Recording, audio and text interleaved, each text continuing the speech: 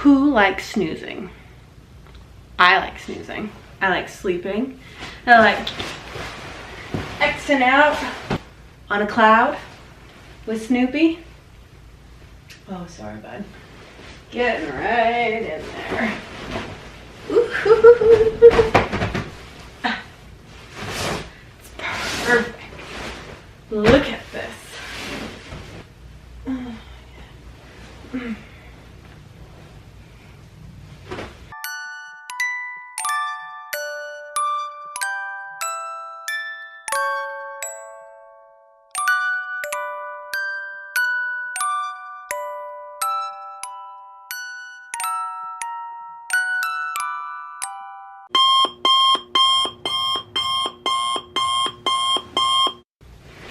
Good morning.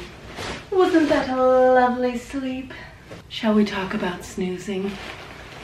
About how to get that perfect evening sleep? Hi, I'm Sandy Jo. Welcome to How to Sleep Better. Now, I'm a gal who's, I guess I should come closer. I'm a gal who's had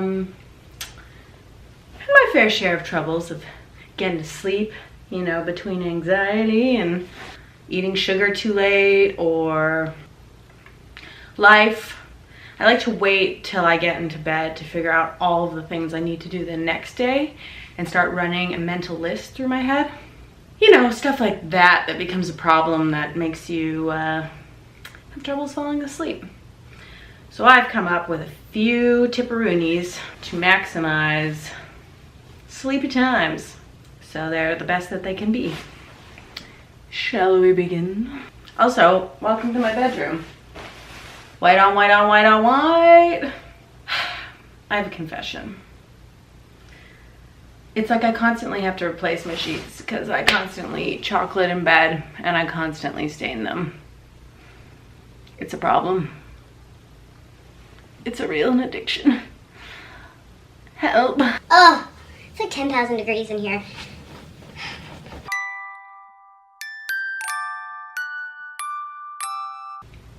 Did you know you spend a third of your life in bed, sleeping, hopefully? I don't know about you, but if I'm gonna spend my third of my life doing something like that, I wanna make sure that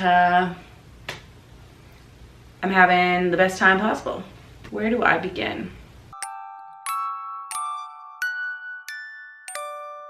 Feel like a good sleep begins with a good pillow. I like to have an array of pillows. So I have selections. I have a cooling pillow, so it never gets hot. Phenomenal. Made of memory foam. Keeps me chill all night long. I have another pillow that's lightly scented with lavender. Keeps me calm all night long. I like to sleep in cotton pajamas from Muji. It's like a Japanese IKEA. Like, these are just so classic and breezy, and you know, should an intruder come, I'm not naked. I can leave my home in these, because you always gotta think ahead. Someone might come and murder you. There's always the possibility of a murderer breaking in, and sleeping in pajamas is not a bad idea. Then you won't end up outside with nothing on, you know? You could be mildly presentable in these. In fact, I might even go to brunch in these. Who cares? And then we have a Brooklinen cotton sheets, because sleeping on cotton, you want natural fibers. Let me tell you about textiles. In fact, I can. I did take a course in university. Just saying. Getting hot in the night and overheating is my least favorite thing.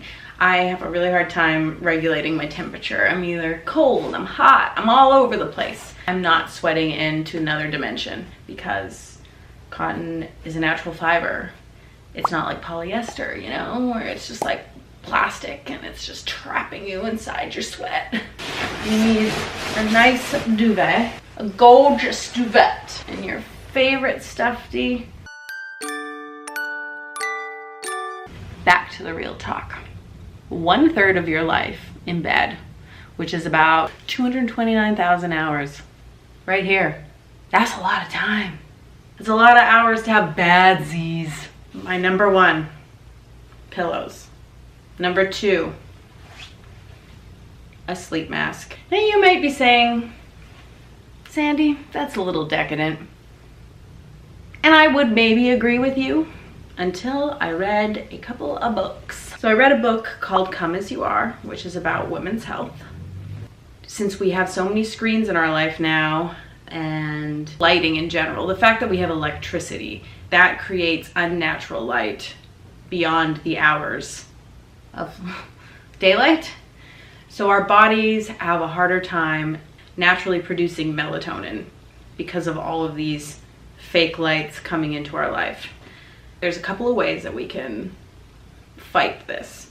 Obviously, you know, going dark with no electricity and candlelight, maybe not such a hot idea. However, not being on your phone or TV or computer an hour before you go to bed, maybe read a book, will help adjust your body to start producing that melatonin that will help you fall asleep. My next tip is creating your own darkness. The silk mask. And the silk mask is important because it will not take the product off your face. It is breathable, natural fiber. We talked about this. It's gentle on your skin. It doesn't pull. And if you've watched my skincare videos, you know that I am not about pulling any of this visage. Good sleep hygiene includes turning off your electronics like an hour beforehand. I've gotten so far as to not even sleep in the same room as my phone. Now that's a little controversial, but it's been changing my life completely. Hold up. If you don't believe what I'm saying about sleep hygiene, this is a book you absolutely need to read. It's not you, it's your phone. Good sleep hygiene. So by limiting your screen time and avoiding other light with a sleep mask, such as the silk sleep mask like this, you are helping release the melatonin you need to naturally fall asleep easy. Wowzers. Leaving your devices at the door. I imagine that everyone's like, but Sandy, my phone's my alarm, what do I do? It's gonna be unpopular opinion, but you could get a clock. And if you're like, oh, Sandy, clocks, who does that anymore? Which, fair, I don't have a clock. You know, a Google Home, I feel like everyone has them now, and then you can be like, hey Google, set my alarm. There, your alarm's set for tomorrow at 7 a.m. Thanks, girl. See what I'm saying? The best part about this is that when you do wake up in the middle of the night and you're like, oh shit, what time is it? You can't find out. So then you don't have to stress about how much time you have until you have to wake up. And then let that take over your train of thought. Like, just saying.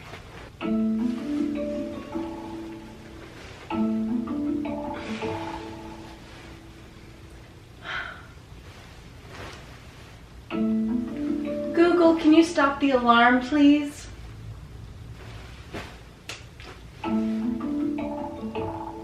Google, please stop the alarm. Rude. Ah! Hey Google, please stop that alarm. It's not a perfect system, but it'll do. Another thing I would recommend before bed is developing a routine, whether it's like, I don't know, 8:30, going, doing your whole face washing routine, reading.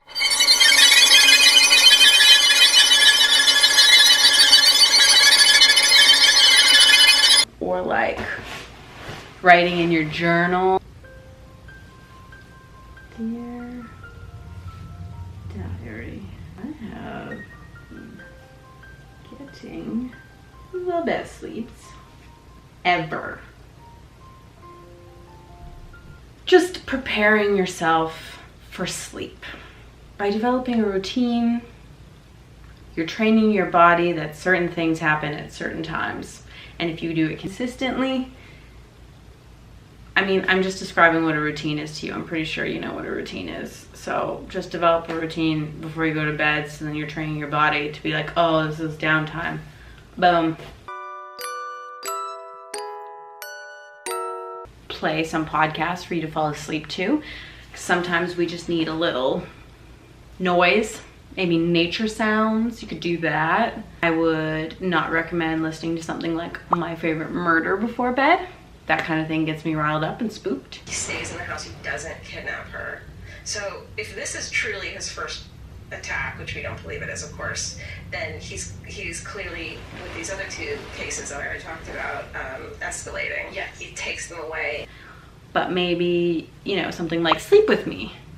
That's a sleepy time podcast. Hey Google, play Sleep With Me podcast.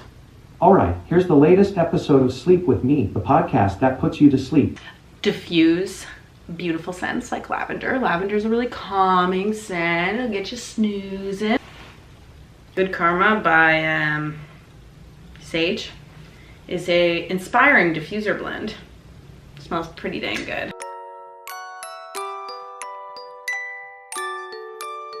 I could tell you don't eat sugar before bed. I feel like that's a no-brainer, and yet I always do it. I'm like, hey, it's like 8 p.m. I could really go for some ice cream. And then the next thing you know it, I'm laying in bed, making lists in my head of all of the stuff I need to do the next day. Snoopy. Snoopy. Snoopy. You awake? If all else fails, always rely on our friend melatonin. Oh my God. I'm an adult, I swear. Good night.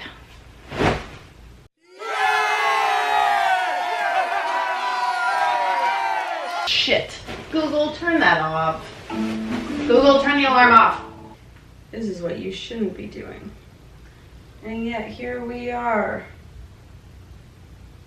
Doing it. What else can you do to fall asleep?